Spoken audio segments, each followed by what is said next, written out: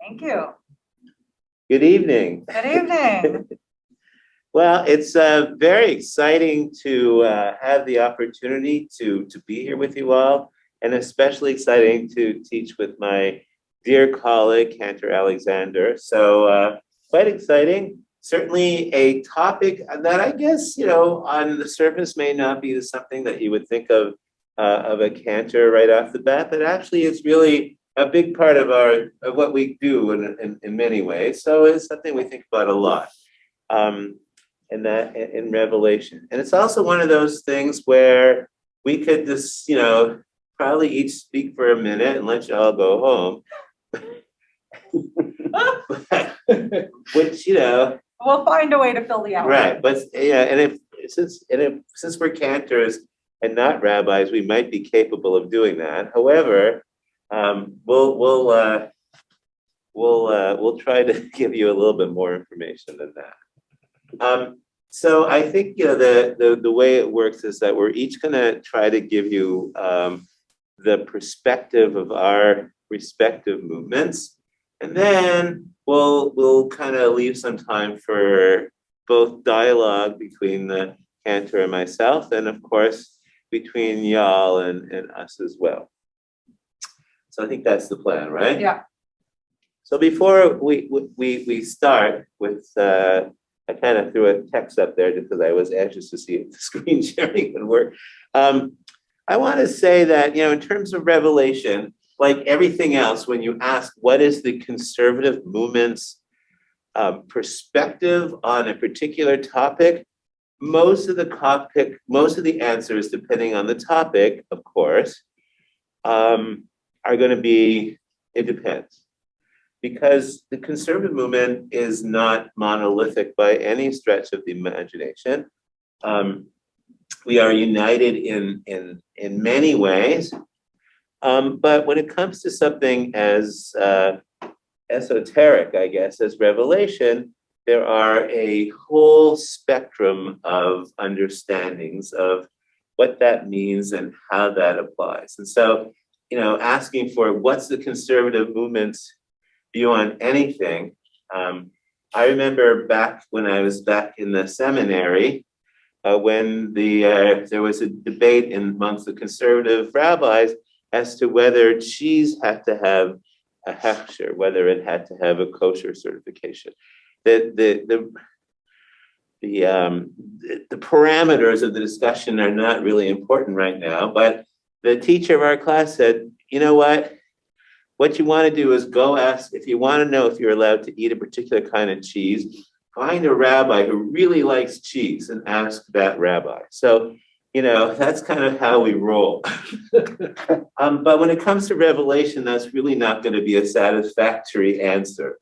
So I have a couple of texts that we can look at. So the first text we're looking at is a excerpt from Emet ve'emunah, which, as you can see on the screen, is a statement of principles of conservative Judaism. It was published by the Jewish Theological Seminary of America, which, as you may know, is the educational hub of the conservative movement. So that's where rabbis and chazanim, Jewish educators, that's where we are all trained. And of course, the Rabbinical Assembly is the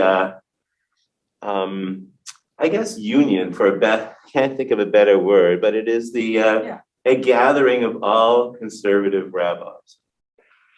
And so together they came out with this booklet. It's not very thick. It's about an inch thick. And it's in Emet ve'emunah, means truth and belief, right? Of course, it's a quote from our Siddur, but and so let me read you what is, or you can read, we can read together. I could sing it, but I don't know if it's a good idea. So that's kind of the joy of being a cantor. If you can give us a text, we can sing it. All right, so the single greatest event in the history of God's revelation took place at Sinai, but was not limited to it.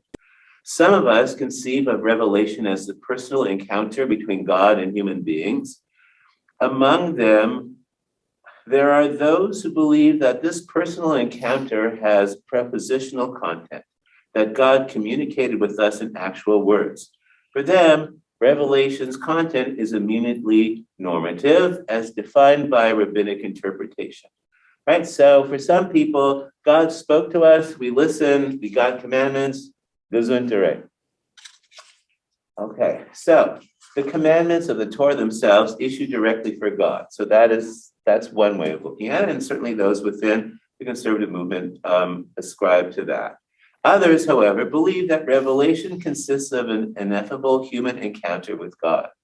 The experience of revelation inspires the verbal formulation by human beings of norms and ideas, thus continuing the historical influence of this revelational encounter. Okay, so that's one that says that this is kind of an ongoing thing. And then, but something that not necessarily came right directly from God, but it is part of an encounter with God in a way. And then others among us conceive of revelation as a continuing discovery through nature and history of truths about God and the world. These truths, although always culturally conditioned, are nevertheless seen as God's ultimate purpose for creation. So that's Rabbi Azriel. Proponents of this view tend to see revelation as an ongoing process rather than as a specific event. Okay, so that is a kind of a statement of how the conservative movement views revelation, right? Just like, the Fiddler on the Roof, where the classic joke, I don't know if it's from Fiddler on the Roof, where it's urban legend, where one person comes to the rabbi and says, Rabbi, this is a terrible thing. And the rabbi says, you're right. And then another person says, Rabbi, this is a great thing. And the rabbi says, you're right. And the third person says, how can they both be right? And the rabbi says, you're also right. So I think that's it. I think we could probably go home now. So that's Emet Be'emunah. So as you can see, the conservative Jew has a large tent. And you can be a conservative Jew and believe that God that Moses took his steno pad out and God sat and dictated the entire corpus of the Torah, the prophets, the writings, and all of Jewish law. Or you can believe that those things are from God, but are inspired in some way and may not directly be a one-on-one verbal communication. Or you can believe that revelation was something that perhaps began at Sinai and continues until this very day. All those possibilities are all within the scope of conservative Judaism.